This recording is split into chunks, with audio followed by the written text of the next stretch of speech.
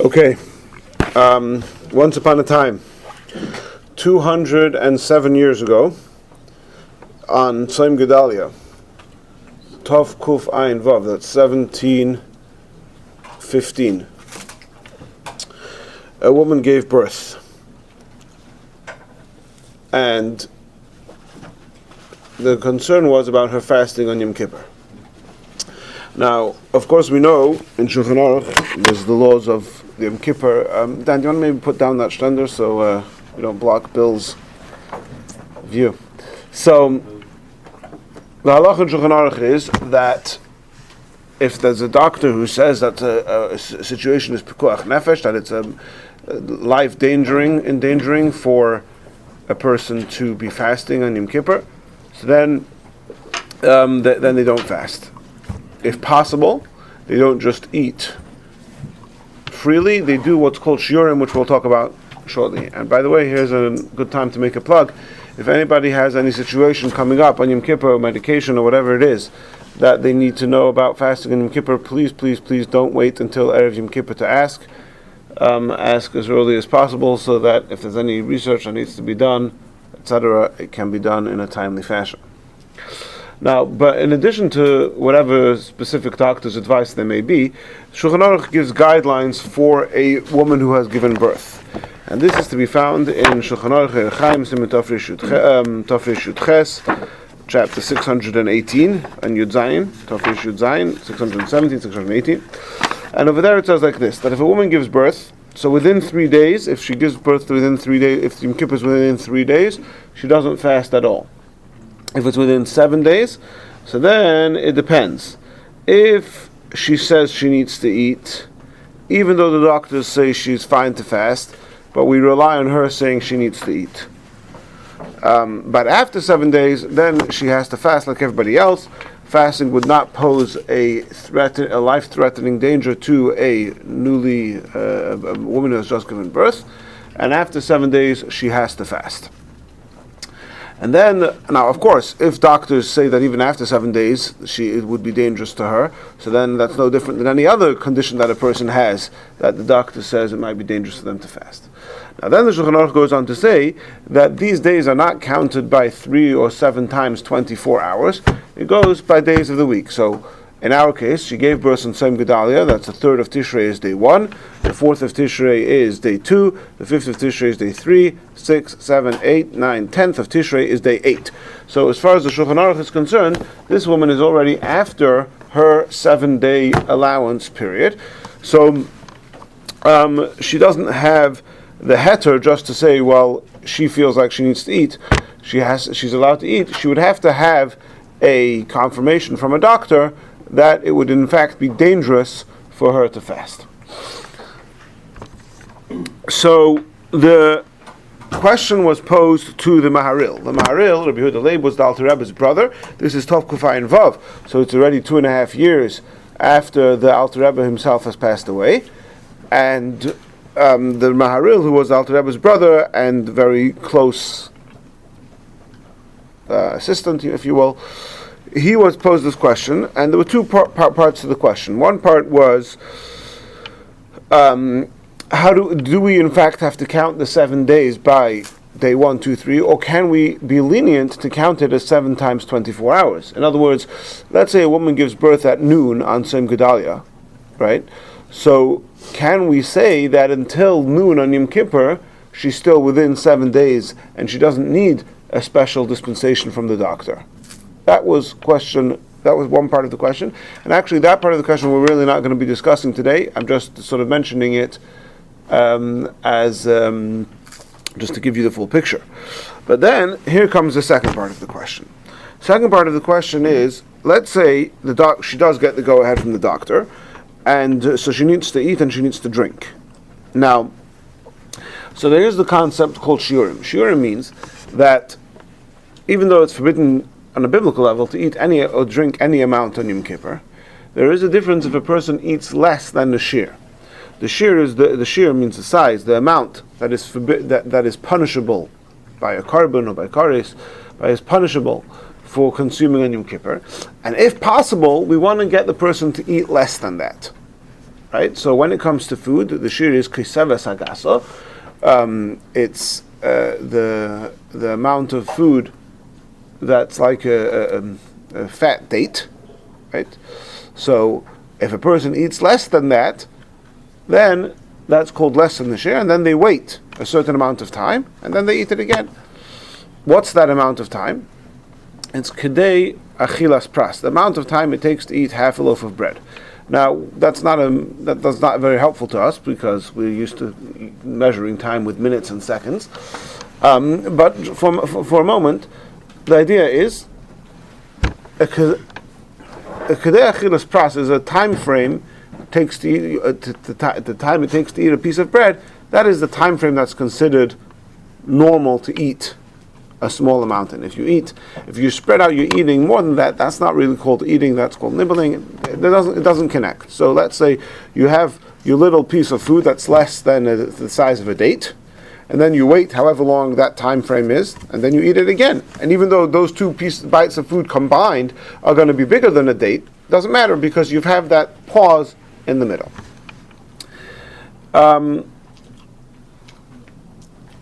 Practically speaking, the common approach is ideally to be machmir, that amount of time is 9 minutes, even though it's most likely technically a lot less than that.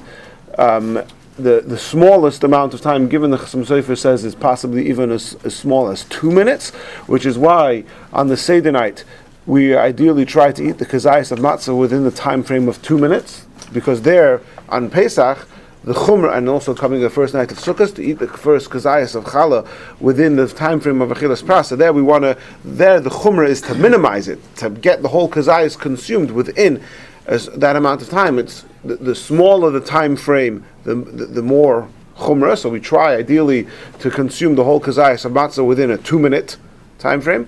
But in Yom Kippur, the chumrah is to wait longer. If you only wait 2 minutes, maybe that's not enough time to separate the two bites of food. We want to give it the longest possible time frame. So the Chassam Sofer has a tshuva where he demonstrates, based on a whole complicated cheshbon, that it's definitely not more than 9 minutes.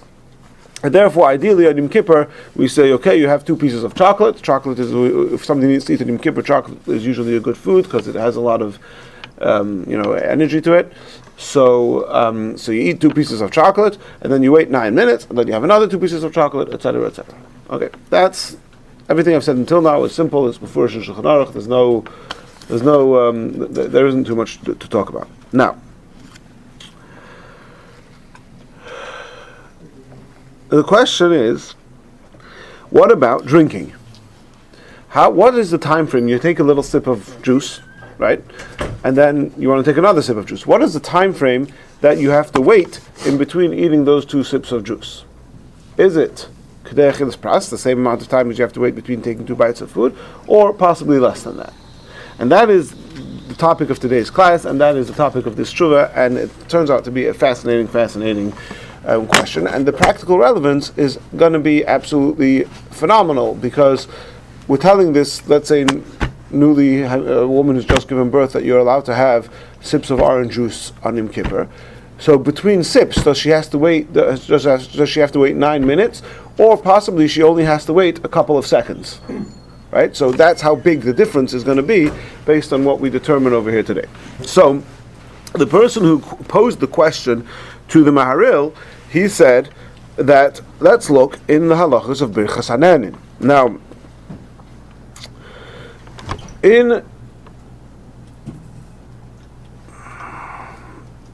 just a moment.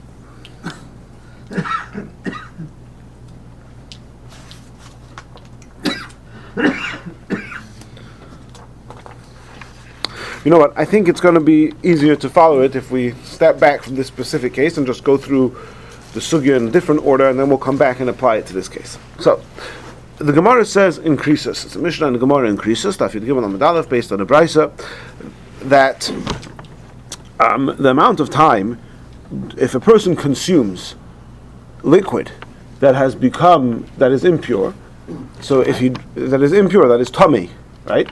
So then he becomes tummy if he drinks a revius. He becomes tummy if he eats. I think it's a kebeya of kazayas. No, because he becomes tummy if he eats a kazayis. Becomes tummy if he drinks. If he drinks a revius. If he drinks a revius of impure liquids, a revius about 3 ounces or so. Yeah.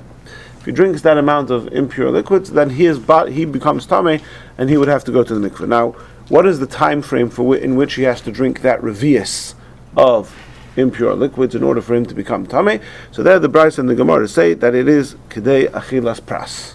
This same, we're calling it 9 minutes. Again, the 9 minutes is not really absolute, but what's absolute about it is that it's the amount of time it takes to eat a piece of bread, which is, actually that's also not absolute, because there's a machloikus how big the piece of bread is, if it's 3 eggs, if it's the size of 3 eggs or 4 eggs, whatever the case is. Let's not get into all the possible sub-categories of differentiation over here. The point is that if a person, the Gemara is explicit, if a person drinks a revius of tamei wine, let's say, within the time frame that of a kedei achilas pras, he becomes tummy. If he spreads out his drinking more than that, then he does not become tummy.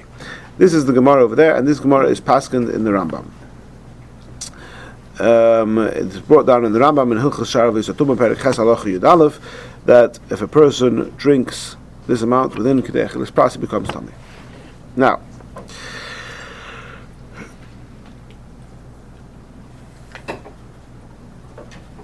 what about on Yom Kippur? On Yom Kippur, the Rambam says like this. This is in Hilchos Shvisas Osir Perek Beis.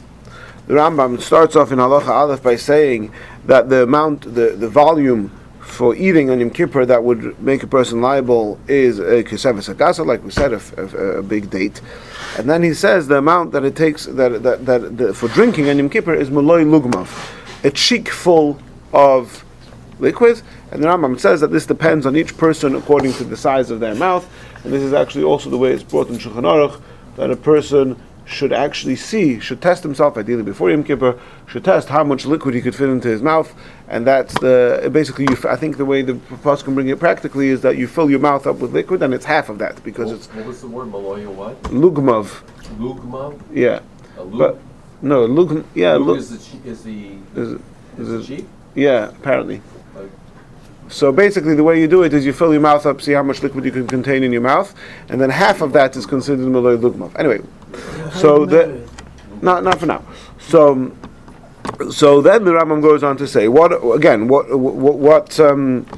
if you eat, so he's then talking about Yom Kippur, yeah? The Rambam says, if you eat, and then you go and eat some more, so it depends. If you have Kedei Achilas Pras, which Rambam holds means 3 eggs of volume, so then it combines. And then the Rambam says, Shosam Ma'at, if a person drank a little bit, v'chos of a shosam, and then he drank some more. And again, how much are we drinking in order to be chayiv? A maloi lugmav, a cheekful. Im yash mitchila shasiya rishona atzev shasiya achrona kadei shasiyas revius mitztarfen. If the amount of time between consuming the first little sip and the second little sip, which combined together are a cheekful, if you did that over the period of time that it would take it would take you to drink a revius, so then that combines and you would be liable for carbon or whatever it is, if it were lashes or carbon, depending if it was by mistake or on purpose, on Yom Kippur. Okay, so here we have, when it comes to consuming impure liquids to make the person tamei, the Gemara and the Rambam says that the time frame for the sips to be combined is a kedei achilas pras, just like it is for consuming tamei foods. The same applies to consuming tamei liquid, right? When it comes to drinking on Yom Kippur, there the Rambam says that the time for combining bits of food is kedei achilas pras, but the time for consuming sips of liquid is kedei shasiyas revius. Now the Ravid is silent; he doesn't say anything over here. Doesn't say anything at all. However, there's another Ravid elsewhere. The Ravid we know is the one who's always arguing on the Rambam. So there's another Ravid elsewhere, and this is in Hilchos Trumos. We just learned this last week, 2 weeks ago, in the Rambam cycle, where it says that there it's talking about a zar, a non-kohen consuming truma, which is forbidden.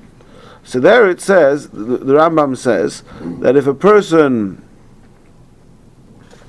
how much teruma does a person have to eat to become to be liable? So there, the Rambam writes in Hilchos Trumas Perek. One second, it's Hilchos Trumas Perek Yud Halacha Beis, I think. It's not on my sheet for some reason. One second. Yeah, it is. Yeah, Hilchos Trumas Perek Yud Halacha Beis. The Rambam writes that that just like the amount of food you have to eat to violate and to have to pay back for the truma, karen v'chemesh, and etc., all with all the ramifications of a non-kohen consuming truma, the Rambam says that just like the amount of food that the zar would have to eat would be a kazayis, so too the amount of liquid that the zar, what would be liquid of truma would be basically wine or oil. Let's say wine. The amount of the amount of truma of wine that a zar would have to drink to be violating in that way would be a kazayis of wine. Now it doesn't say revius of wine; he says a kazayis of wine. Right? Now what's bigger, a revius or a kazayis? What's bigger, an olive or 3 ounces? 3 ounces is much bigger, right? How do you measure an olive's size of liquid? Right, you drop the olive into the water, and the amount that spills out is the size of. Like half your mouth. Right. So and then the Rambam, that's in Perek Yud Halacha Beis. In the very next halacha, in Perek Yud Halacha Gimel, the Rambam continues and says that the amount of time to combine the sipping of wine of truma is Kedei Shesias Revius. The amount of time it takes to drink a revius. Again, so far let's summarize the 3 Rambams that we've said so far. We have the Rambam in Shara V'Satuma, where he says that in order for a person to become tamei, he would have to drink a revius of tamei liquid in the amount of time that it takes to eat a loaf of bread. But then we have, then we have in Hilchos Yom Kippur, Shvisas Aser, where he says that you would have to drink the cheekful in the amount of time it takes to drink a revius. And then he says that in terumos you would have to eat a kazayis in the amount of time that it takes to drink a revius. Okay? Should really have a chart here. We have three different amounts: a revius, a cheekful, and a kazayis, and 3 different time frames. Or it's 2 time frames: the amount of time that it takes to eat the bread, the amount of time it takes to drink a revius. Now over there, the Rambam, the Ravid pipes up, and the Ravid said, you know what? It's true that you found the Brisa in the Tosefta that explicitly states that the time frame for a person to combine, if the Zar ate Truma, the time frame to combine it is within the time that it takes to drink a revius. So granted, you found the Brisa. But what about a Gemara increases? The Gemara increases that we quoted at the very beginning of the class today, which is quoted by the Rambam in Hilchos Tuma, that says the amount of time to combine revius, the amount of time to combine the drinking of tamei liquid to make the person tamei is achilas pras. Says the Ravid. So even though you found the Brisa that says otherwise, but we have to follow. If we have a machlokas between a Brisa and a Gemara, we follow the Gemara. And the Gemara says that the time frame for combining liquid is achilas pras. So too by a zar eating teruma, when a non-Kohen eats teruma, the time frame is kedei achilas pras. Right? In other words, like this: the Ravid assumes that the Gemara is talking about becoming tamei. It's not talking about a zar eating teruma. And it's also not talking about Yom Kippur. It's only talking about a person becoming tamei from consuming tamei liquids. The Ravid assumed that time frame given by the Gemara in that context is to be taken across the board. So just like by consuming tamei liquids, you become tamei if you drink them within a achilas pras, so to here, a zar who consumes truma is liable if he eats the truma within the time frame of an achilas pras. Right? Let's call it 9 minutes. The time tables are bread. A half a loaf of bread. Right. Aren't you listening? So No, not half a loaf, half a slice. This is half a loaf. Half a loaf. This class, How big is?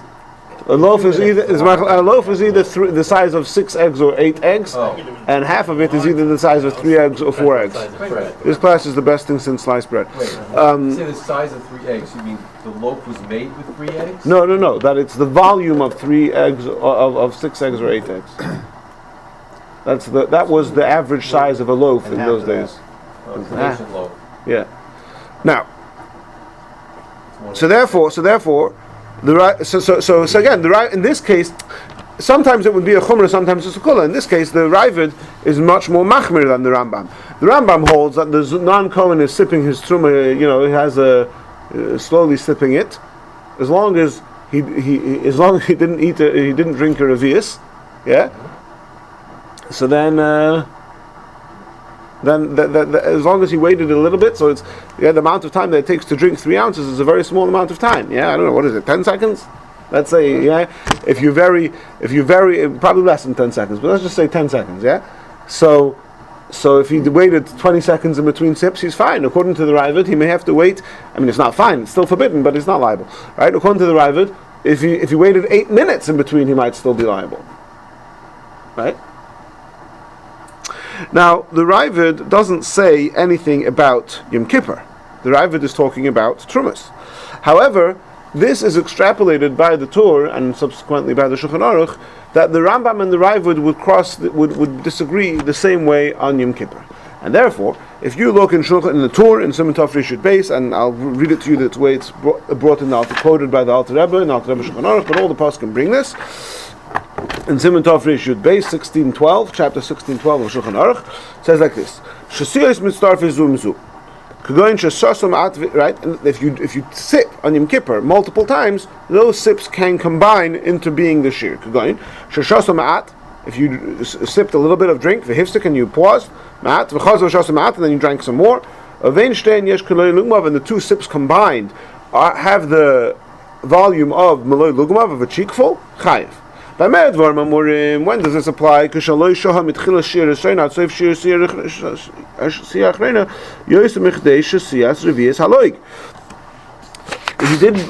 didn't wait in between the beginning of the first sip and the end of the last sip more than the amount of time that it takes to drink a revius, right?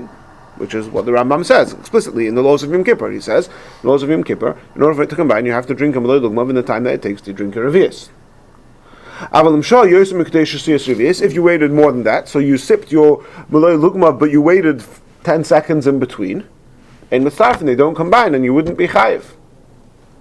There is another opinion that they do combine. There's another opinion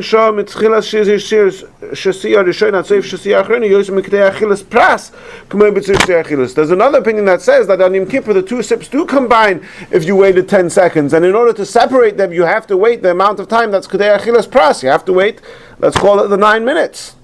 Who's this V'yesh Oimrim? This Yesh Oimrim is the Ravid. Now again, the Ravid didn't say it about Yom Kippur. The Ravid said it in the laws of Trumas. But the Poskim understand that the Ravid would say the same thing by the laws of Yom Kippur. Olin in Halacha, who do we paskin like? So this is Yom Kippur. This is a biblical violation. We want to make sure, ideally, to do it. As is explained in Siman Tov Rishut Ches in chapter 6:18. I'll turn to chapter 6:18, and over there it says that, again, quoting from the Alter Rebbe Shulchan Aruch, that first he says that the Chayla should do a test on himself to see exactly how much Maloi Lugmav is, and then he says you should wait the size of Kedei Achilas Pras. He says ideally 4 eggs, and then he says if possible, if not, it's not possible, the amount of time it takes 3 eggs, because like we said, there's different sizes of loaves, okay? And then he says if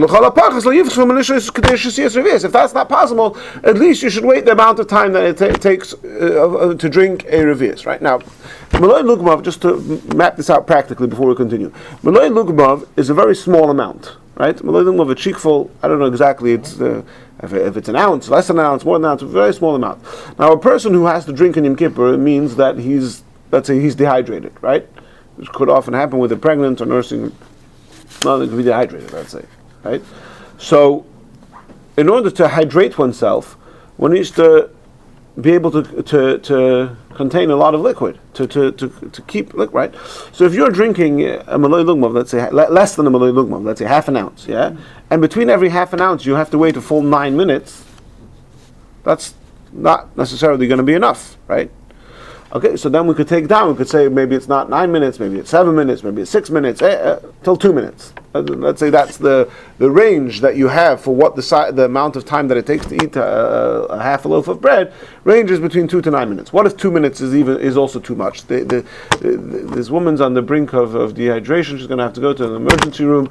You really want to get her stabilized, right? She needs to drink more than that. So according to so what we said until now was according to the Ravid, but according to the Rambam, no problem. I mean, it's not no problem. It also has to be a chayla. You can't just drink on Yom Kippur. But all you need to wait is Kadesha Siyas Revius. How long does it take you to drink 3 ounces? A few seconds. So take a sip, wait a few seconds, take another sip, wait a few seconds, take another sip. That way, it's much more doable to overcome the dehydration, right? Now again, nowadays, once a person is dehydrated and they go to the emergency room, they hook them up to an IV and they just pump it in and whatever. But I'm saying, like, to be able to, a natural way to overcome dehydration, you want to be able to do it with shiurim, right? So it could be that you're going to take a sip every 3 minutes, it's not going to work. But you take a sip and wait a few seconds, that's doable, right? Ask him. Yeah, I'm just assuming though, if we're already at the point where this person is a candidate to go to the emergency room, you don't even have to go that far. Just why? Anytime that you could do shiurim, you have to do shiurim. If you're talking about a danger, yeah, you don't want to way. take any chances. But that's what I'm saying. 2 minutes might be taking any chances, but waiting a few seconds is not. Is not for most. In most cases, waiting a few seconds is going to be totally fine. Yeah, I guess so. You're taking a sip. It's not a big deal. Yeah, but you find in halacha. Well, I guess that's. All right, let's not get into all the details of Tafresh Ches right now. But upon him, the principle, without getting, the principle is that if we can get away, if we can avoid life-threatening situations with doing pachas mikashir, so then we have to do it that way. And this would be a pachas mishir. According to the Rambam, that would be considered pachas mishir, because you wait a few seconds, enough time that it takes to drink your revius. That's good enough. Drink is you have considered you have drunk when you swallow. When you swallow. Yeah.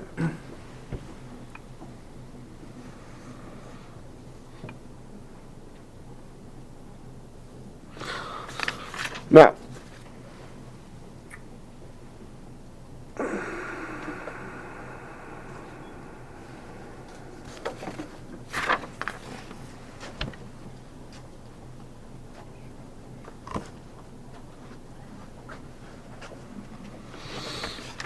there's another Rambam. This Rambam is to be found in Hilchos Machalos Asuros, Perek Yudalet, Halacha Test. By the way, it's just an interesting tidbit. The Rambam, so often throughout the Rambam is very systematic, and often throughout the Rambam he quotes himself. He refers to other sets of halachas. Machalos Asuros, even though the Rambam calls it Machalos Asuros, at least one time, which I saw recently, the Rambam refers to it as Hilchos Isurei Ma'achalis. It just changes the name of those halachas, which is interesting. Anyway, in Hilchos Ma'achalis Asuros, there the Rambam says that if a person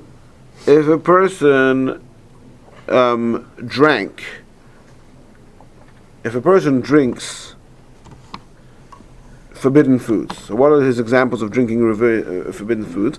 His first example is if a person drinks a revius of stam yenam. I'm going to skip that because that touches on many other sugyas. I'm going to give you 3 more examples that the Rambam gives. He says, Shehimcha chametz b'Pesach. He had liquid form chametz on Pesach, and he drinks it. Okay. Oh yes, a chelev, or liquid form forbidden fats of an animal, right? You take the forbidden fats of an animal, you heat them, they become liquidized. Or you drink the blood very slowly.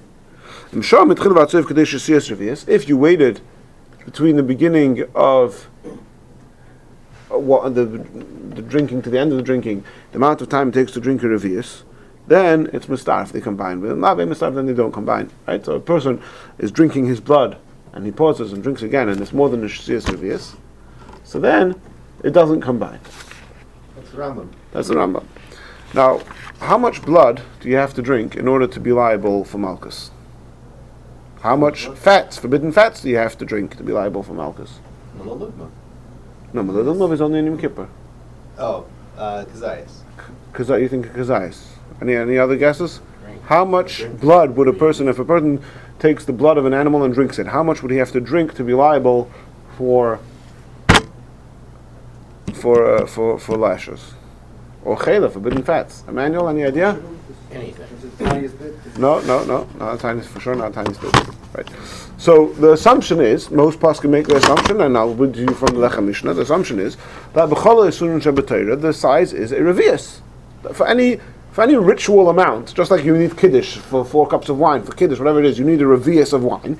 Less than a revius is not considered to be drinking. So the same is true for violating a prohibition, that less than a revius is not considered. So the Lechem Mishnah assumes that how much forbidden fats does a person have to drink, or how much blood does a person have to drink to violate to be liable to lashes, has to drink a revius. What did we say about truma? By truma we said a kazais. Hold that thought. Good thought. Hold it.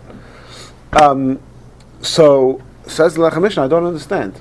How could a person drink a revius of chelev and wait and pause in the middle and still can finish the whole thing in the amount of time it takes to drink a revius? That's a mathematical impossibility. How could you drink a revius of fat or a revius of blood, pause, continue drinking, and consume the whole amount in the amount of time it takes to drink a revius? You can't. You just said he consumed the revius first. We're saying that he's saying the amount of blood a person has to drink in order to be liable to malchus is a revius. And the Rambam says that if you drink a little bit and you pause and then you drink a little bit more, if you consume the whole thing in the amount of time that it takes to drink a revius, then you are liable. Says the Lechem Mishnah, that doesn't make any sense. How could you drink a whole revius plus pause in the middle and finish all of that in the amount of time it takes to drink a revius? You can only drink a revius in the amount of time it takes to drink a revius if you don't pause in the middle. Right?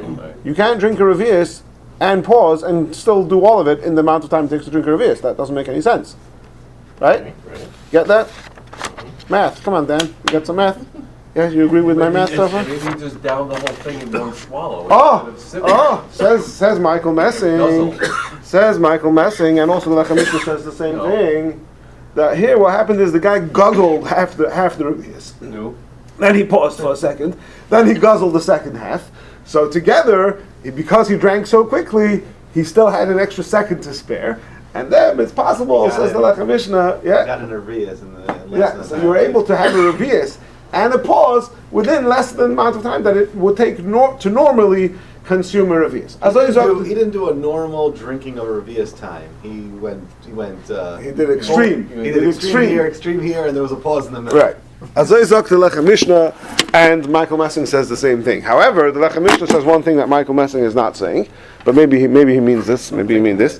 He says v'doichek. V'doichek. This is. How do you say in English? It's a doichek. It's forced. It's a forced. It's not that. That's not a normative. The Rambam should say that. If that's what he means, he should say. I mean, that's not a normal way of doing it. Far-fetched. It's far-fetched, exactly. It's far-fetched. If someone finds a way to get around it by doing things like that, is that still considered? Well, possibly, but it wouldn't be permissible. It wouldn't be liable to lashes. But what he's saying is that it's far. You're asking what if a person does that? What he's asking is what does the Rambam mean? If the Rambam would mean such a far-fetched thing, he should have said it. But the Lechem Mishnah can't come up with anything better. He finishes off with Deichik, that's how he learns Prat in the Rambam. If someone's going to drink blood or chelev, they're already starting out with an intention that's not normal. So, the Mishnah says in Makkas, that if when it comes to dam, to blood, and shrotzim, I think there's shrotzim dam, that a normal person is how do you say, is kotzabehem, it's disgusting, right? The Torah gives us a mitzvah not to do it, so for sure how much reward is granted for those mitzvahs which are difficult to keep. Okay. Michael's saying that's not such a deichik because anyway we're talking about a weirdo. What about the chametz on Pesach? Chametz on Pesach, a guy wants some whiskey. The guy's drinking whiskey on Pesach. That's a normal guy. But whiskey, do you sip whiskey or do you drink whiskey? Oh yeah, that's a good point. Okay. Now here comes. I don't have what's the difference. What's going on? What? I don't understand what's the difference between you, because you still drink a race within time that you drink a race. Yeah. So you got in and not got in, it's relevant. No, but the question is if you pause in the middle, does it combine? So what? So The Rambam says that if you pause, but you still manage to do the whole thing in the amount of time it drinks Revius, it combines. How is that possible? It's possible if you're drinking like a maniac. The assumption is the assumption is that when a person is when the Rambam's talking about a case where a person is drinking, he's probably drinking in a normal way. Right. So if he's drinking a Revius, I understand this whole discussion, but what I'm saying, if you take pause, you didn't take pause, you still drink Revius within time that you count liable for Revius. Mm-hmm. You took the pause, you didn't take the pause, it's irrelevant. That's true. That's what the Rambam says. Right? Okay, so now let's move on a second to Hilchos Birchas Hanenim. Right, when a person eats. So whenever you eat anything, you have to say a bracha rishona, even if you have the lashon of Alter Rebbe, I think is like a speck of flour. Even if you eat or drink that's minutest amount, you have to say a bracha rishona. What about a bracha acharoina, an after bracha? So that, in order to drink to make an after bracha, you have to eat a kazayis or drink a revius. Again, everything is revius, right? Says the Magen Avraham in Siman Reish Yud, that if a person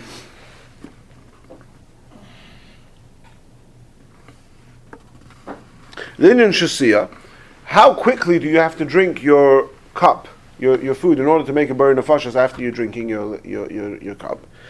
Ayin Siman Tov Reish Yud Beis. Look in chapter 612, Shiyur HaTziruf. What does it say in chapter 612? 612 is the laws of Yom Kippur. What does it say over there? What is the Shiyur Tziruf? So Shiyur Tziruf, we said it's a machlokes Rambam and the Rabbi. The Rambam held the Shiyur Tziruf is the amount of time a Revi is. That's why the woman who gave birth can wait a few seconds, right? The Rabbi held that the time is Kedei Achilas Pras, possibly up to 9 minutes, right? Says the Magen Avraham, same thing would apply here. If you drink, and this becomes very, very practical, because the Pasuk talk about this, tea and coffee, right? You have a big mug of coffee, but you sip it slowly. That's the way we drink tea and coffee. You sip it slowly. So, says the Magen Avraham, it depends. According to the Ravid, who holds that on Yom Kippur, that in order that the person who's eating on Yom Kippur has to wait the full, let's call it 9 minutes, even though, again, I'm hesitant to say 9 minutes because 9 minutes is the longest stretch. It could mean even 2 minutes. But I think 9 minutes it goes easier than Kedei Achilas Pras. We like to use English words. Okay. So, according to the Ravid, you have to wait 9 minutes to eat on Yom Kippur. So, if you extrapolate from that Ravid to the laws of brachas, will come out that if a person finishes his whole revius of coffee within 9 minutes, he has to say Borre Nefashos. But the Ravid holds in the laws of Yom Kippur that you're not liable if you spread it out more than the few seconds of Kadesh Siyas revius. So Hu Hadin, the Rambam would hold that for bracha achrona, if it takes you more than a few seconds to finish the revius of coffee, you would not say Borre Nefashos. And in fact, practically speaking, not for those people who follow the psukim of the Mishnah Berurah, if I'm not mistaken, do not say a Borre Nefashos on tea and coffee, because they drink it too slowly, unless at the end it's already cooled down and you drink a big gulp, so then you would. But in a normal way of drinking tea or coffee, those who follow, soon we'll see what Alter Rebbe says, but those who follow the psukim of the Mishnah Berurah do not say Borre Nefashos on tea and coffee, because according to the Ravid, again, according to the Rambam, you would say bracha achrona, but Safek brachas lahakol, right?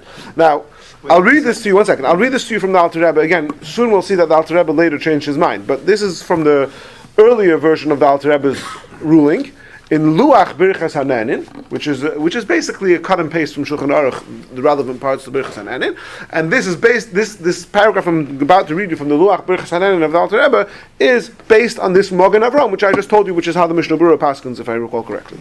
It says like this: Shiyur Tziruf Shasiya, the amount of time to combine liquids for making a Borre Nefashos. Some say that it's the amount of time that it takes to drink a revius. Like Michael said, if a person drinks the amount of time, half a revius in a big rush, much quicker than the normative way of drinking is. And then he paused, and then he drank some more. Then they would combine. Who's that Yeshemrim? That's the Rambam, right? There are others who say that the time is the 9 minutes, the Ketei Achilas Pras. How do we paskin? The Sofak Brachas Lahakol. There's a general principle when it comes to brachas. If in doubt, do not. We prefer to refrain from possibly saying a bracha in vain rather than, right? So here, if you say Borre Nefashos after you've drunk your tea or coffee, according to the Rabbi, that would be appropriate, but according to the Rambam, you've made the bracha in vain. Now, I want to point out, neither the Rambam nor the Ravid say this about Borre Nefashos. The Rambam says it about Yom Kippur and in other places. The Ravid says it in the laws of Truma. The Poskim are extrapolating that the same would apply to Yom Kippur and the same would apply to Borre Nefashos after tea or coffee. But the Rambam and the Ravid don't say it explicitly about tea and coffee.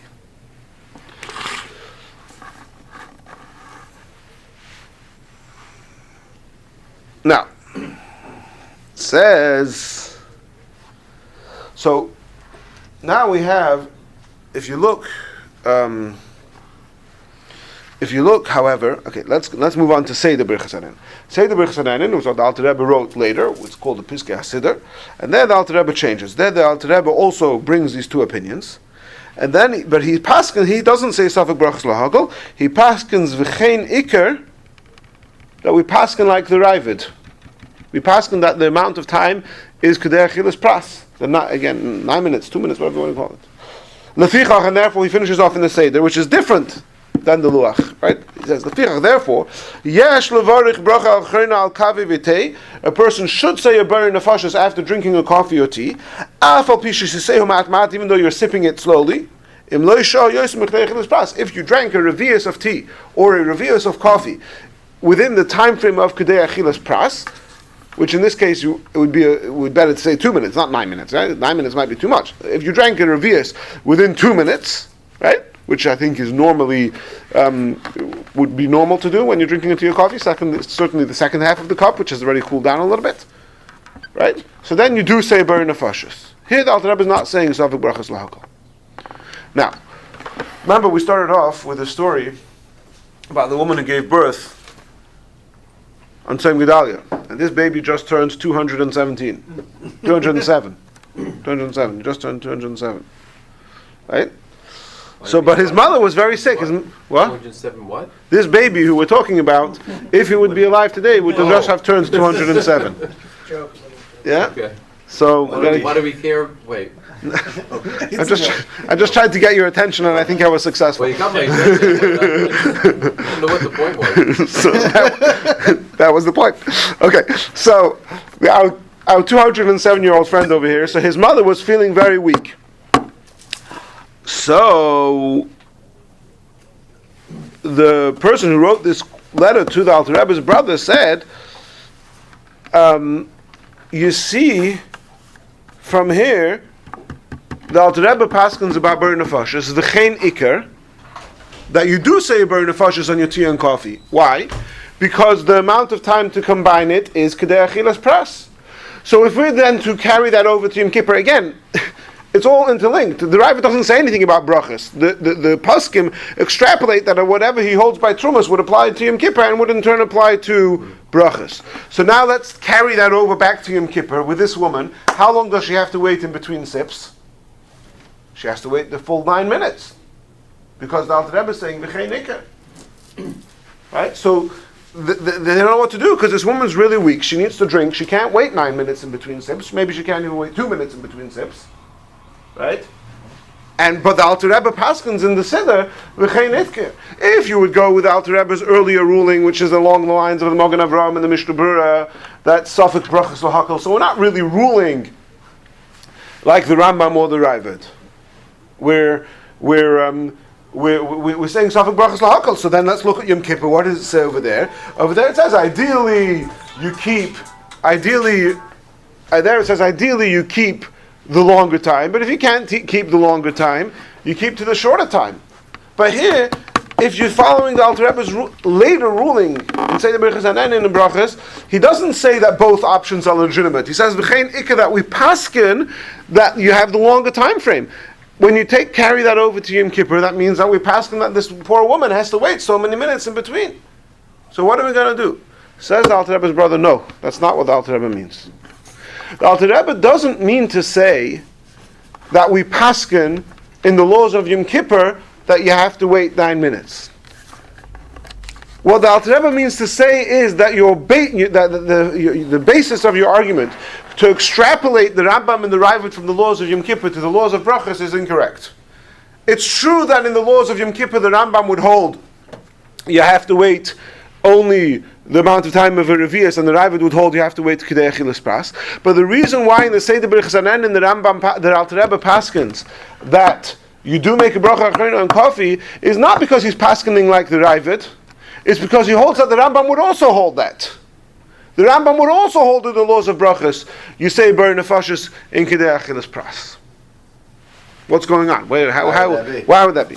So the truth is that it's a little bit. The tshuva of the Alter Rebbe's brother is quite difficult to understand. It's very, very brief. However, there's another sefer here, a sefer called Gulas Ilyus, which is a sefer on Masechtas Mikvos, actually. Gulas what? Gulas Ilyus.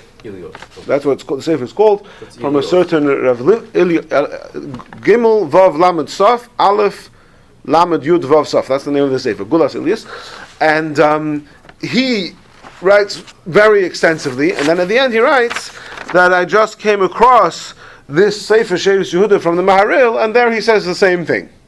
So if you read through the Gulas Ilyus, he spells it out much clearer, and he makes the following point. And he says your whole premise is wrong. He made tremendous chiddush, and it's tremendous chiddush, and it is a tremendous chiddush. But he makes it. First of all, he proves it quite strongly, and also, as far as we're concerned, we have here testimony. He writes over here, I explicitly heard from my brother of blessed memory, who's his brother, the Alter Rebbe, as follows. So this whole long argument that the Gulas Ilyus makes, actually, the Alter Rebbe's brother is testifying to us that the Alter Rebbe himself made the same cheshbon. What's the cheshbon? He says, you're making a premise that all isurim in the Torah, that all prohibitions in the Torah, the magic number is a revius. Less than a revius is okay, or is not liable. More than a revius is liable. He says, actually, that is false. All isurim in the Torah go by kazayas. It doesn't matter if it's food, it doesn't matter if it's drink. The magic number is the olive's bulk, which is obviously much less than a revius. What's the proportion, like kazayas to revius, like 3-1 or something? Approximately, I don't know exactly, but something like that. Yeah. So, with the exception of those places where the Torah explicitly uses the word drink. So, one example is a nazir. A nazir, and this is in the Rambam in Hilchos Naziris Perek Hey, a nazir is not allowed to drink a revius of wine. The Torah says, yayin v'sheicha yazir chometz yayin v'chometz sheicha lo yishta, that a nazir is not allowed to drink wine. Another case where revius comes up in Hilchos Bias Mikdash Perek Aleph Halacha Aleph, that a kohen who drank a revius of wine is not allowed to do service in the temple. Again, the pasuk says in Parashat Shmini, yayin v'sheicha al teisht, do not drink wine. However, all other yisurim, and again in the Gulas Ilyus he goes through this with tremendous detail. All other yisurim in the Torah, where the Torah doesn't explicitly use the word drink, then the magic number that you would be forbidden to forbidden to drink, is a kizayis, a olive's bulk worth of liquid. Does that apply to all kashrut? I mean, like if it says don't eat shvatzim or don't eat... No. Again, it's all going to be forbidden. The question is, would you get lashes or not? It's not about whether it's permissible to eat. It's all forbidden. So Nasser can't drink wine, bachlal, right? Yeah, but he wouldn't be liable for less than a revius. The magic number to make him liable to lashes. So he could drink. No, he's not allowed to. But he just wouldn't be punishable by lashes. Usher, and whether you're chai, meaning you're going to You're going to incur penalty. So if he's not going to Sure, incur a penalty, if he wants to drink wine, he'll drink it. He's not going to drink it, so he'll violate. It's not enforceable. The truth, there would be so Makas it's an insult Mardos. to drink it, but if he drinks it because he wants to drink it, but not get lashes, he'll drink, small portions Yeah. and drink. Yeah, I mean, the Bezdin could decide that this guy He's does. avoiding punishment, but he's still Exactly, the violating. Bezdin could decide that he gets Makas Burn in Mardos. hell. He could get Makas Mardos. What? There is no minimum share for the mazes to do it knowingly. Makas Mardos. I think, if I recall correctly, the Rambam says that he would get Makas Mardos if he didn't.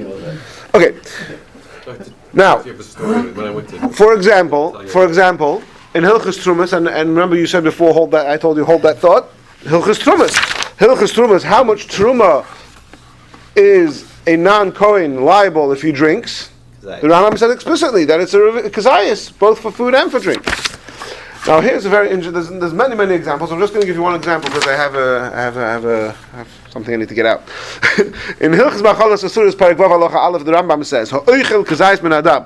Somebody who eats a kazayis of dam, That's that same. b'mezid chayiv kares. If he eats a revius of dam, So many poskim say, they quote the Aruch Laner and Yivamis and others who say that the same is true for drink. The Rambam uses the word ha'oichel kazayis dam because the pasuk uses the word referring to blood, refers to eating blood, even though you could eat congealed blood, but the quote-unquote normal way to consume blood, you would think of it as drinking. Nevertheless, even if you drink blood, it would also be a kazayis. Now, this fits very well with what the Gulish Elias and Alter Rebbe is saying. And he, in fact, in the Truva from the Mahari, he explicitly quotes this Rambam of kazayis dam. Right? So, even if you, so again, that's just another example where we see that a prohibition that's not explicitly, the Torah doesn't explicitly use the word drinking for it. It's called eating. It's called eating, but more importantly, the magic amount that a person would be liable for consuming is a kazayis. Now, I see here in this sefer he writes, "V'chein kasav b'Likutei Sichos." He quotes the way he presents it as if that the Rebbe learns pshat differently in this Rambam. Now, in Likutei Sichos, and I've seen others quote this also. The Rebbe learns that this is only if you eat the congealed blood, but if you would drink liquid blood, it would be a revius.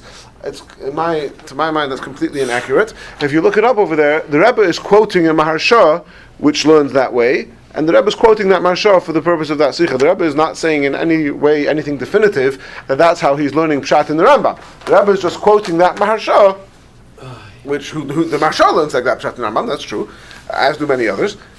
But just because the Rebbe quotes the Maharsha, that doesn't mean that the Rebbe is definitively learning Pshat in the Rambam in that way, which, by the way, would be against the Alter Rebbe, etc.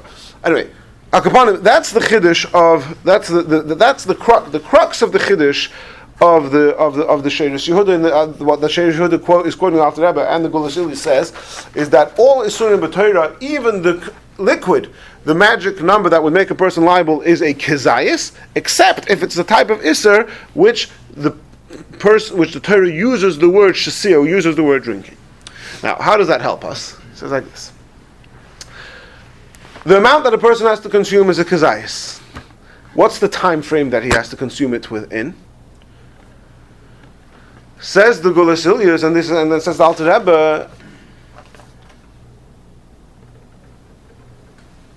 any forbidden thing that the amount you have to drink is a revius, so then it doesn't make sense to say that the time frame is a revius, because like we said before, it's a doichik to say that this case of shalma'at means that you drank it really quickly. So if the amount of time, if the amount of volume that you have to consume to trigger whatever it is you're trying to trigger, depending on the sugya, is a revius, so then the time frame is going to be an achilas pras, a bigger amount. If the amount is less than a revius, so then it makes sense to say that the time frame is kadesh asirus revius. And now let's go through all these cases. The first case was, one second. Right? The first case is that a person who drinks a revius of impure liquids, he becomes impure, even if he pauses in between. How much time are we going to give him? Going to give him kedechilas pras. You can't pause in between this whole idea that we're talking about a person who drinks super fast, no, we're not taking that's a doichik. That's a very far-fetched interpretation of the brisa. And therefore we're going to say, normal. You drink your revius, the time frame is kedei achilas pras, 9 minutes, 2 minutes, whatever it is. Comes to Hilchos Yom Kippur, how much is it, what's the magic number of volume to be chayav in Yom Kippur? For food? A cheekful. A cheekful, says the Rambam, that we measure it to each person subjectively, but usually the Rambam says that for a normal-sized person, this is less than a revius. If it's less than a revius, now it makes sense to say that if the volume is less than a revius, it makes sense to say that the time frame is the time of a revius. That's why the Rambam says in Hilchos Shvisas also that the time is a revius. Wait, it's less than a revius, the time frame is a revius? Yeah, because then it makes sense that you could have a little bit pause and have a little bit more and still have it within the time frame of revius. And the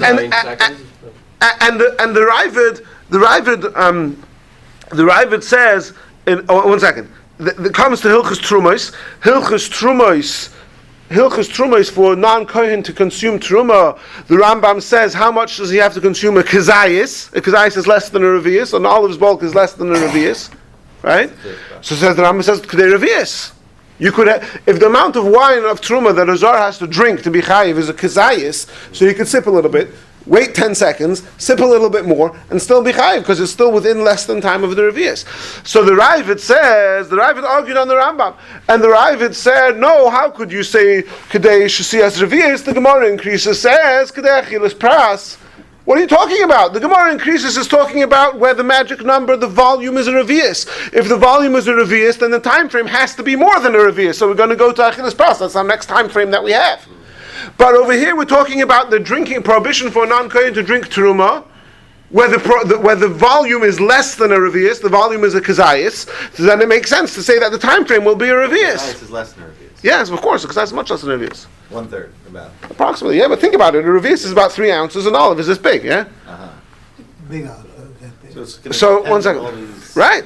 But it depends, and it's complicated to go through detail by detail, but the principle is very clear. If the volume is a revius, it doesn't make sense to say that the time frame is also a revius. The time frame has to be bigger. What's the next step we have? It's kedei achilas pras. But if the volume is less than a revius, whether it's a kazayis by trumas or by other surim, or by blood, by drinking blood, etc., or if it's maloi lugma of a cheekful in Yom Kippur, in all of those cases it makes sense to say that it's maloi lugma. Now, that it's the time frame is revius. B'meila, two things. First of all, the Ravid had a kasha on the Rambam. The Ravid says, how could you, Rambam, say that the time frame for truma is a revius? The Gemara says it's kedei achilas pras. I'm sorry, Ravid. The question is not. It's not a good question. The Gemara is talking about something where the volume was a revius, therefore it said the time frame was a achilas pras. Over here in Hilchos Trumas, we're talking about something where the volume is a kazayis, so of course the time frame can be less than achilas pras. Right?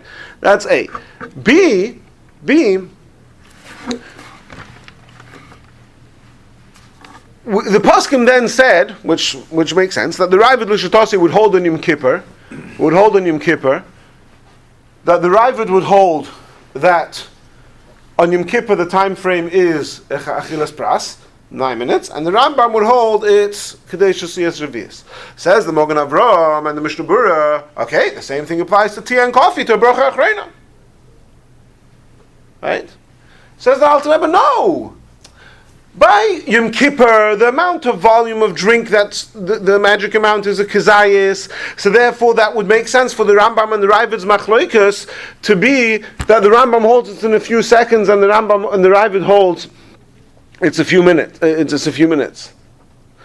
But with the bracha achrona on a tea or coffee, with the bracha achrona, the magic amount, the volume is a revius. If the volume is a revius, the Rambam would also agree that the time is kedei achilas pras. And that's why the Alter Rebbe paskins that you do make a borre nefashos on tea and coffee. Right? So if everything I just said was complicated, I'm going to summarize this in 2 sentences. When we originally saw this Alter Rebbe in the Seder Birchas Hanenin, where he says that you do say a borre nefashos on tea and coffee, when we originally saw it, we thought that the Alter Rebbe is paskining like the Ravid. But now what the Mahari is teaching us is really that the Alter Rebbe is not paskining like the Ravid. The Alter Rebbe is arguing that the Rambam would also agree in this case. Now that is a major nafkamina. Why is it a major nafkamina? Because if I thought the Alter Rebbe is paskening like the Ravid, so then when it comes to Yom Kippur, I have to be machmir like the Ravid. But now that I know that the Alter Rebbe is not paskening like the Ravid, he's saying that the Rambam would also agree in the case of Borre, Nefashos, and tea and coffee, that because the amount is the revius, the time frame is longer, and therefore you say Borre, Nefashos. So when it comes to Yom Kippur, we don't know what the Alter Rebbe would hold. There's no reason to assume that he's paskening like the Ravid. The Rambam is equally as good in his opinion when it comes to Yom Kippur. And therefore, in the case of Safek Nefashos, where we have a woman who may be in a life-threatening situation, it's perfectly legitimate to rely on the opinion of the Rambam and allow her to drink with only a few second interval and not a few minute interval. And that's the end of this letter of the Mahari, where he says that because of this whole long pilpul that I heard from the Alter Rebbe, you can tell this woman that she only has to wait a few seconds in between drinking. And therefore, if you look in practical guide from the Crown Heights Bezdin for this year about drinking in Yom Kippur, it says when it comes to the amount of interval if a person has to, between eating, so it says it's about 30 smak. Smak means how do you say grams? And you should wait ideally 9 minutes, if not 7 minutes, 6 minutes, 4 minutes, and possibly even up to 2 minutes. When it comes to drinking, again, ideally, like the Rebbe Pascal in Shulchan Aruch, ideally you should be machmir like the Ravid, and wait 9, 7, 6, 4, 2 minutes, whatever it is. If all these multiple minute intervals are too long for the sick person in question, that the amount of time to wait in between one sip and the next is just a few seconds. Where do you get this few seconds from? This few seconds is based on this tshuva of the Alter Rebbe's brother, that the Rambam, that the psak of the Alter Rebbe in Birchas Hananin is not because he's passing like the Ravid, but because he holds that in Birchas Hananin, the Rambam would also agree that you could make a bracha achrona after a pause of less than achilas pras. Whereas in Hilchos Yom Kippur, that's where we still have the machlokes Rambam and Ravid, and in the case of Pekuach Nefesh, we can rely on the shittas of the Rambam.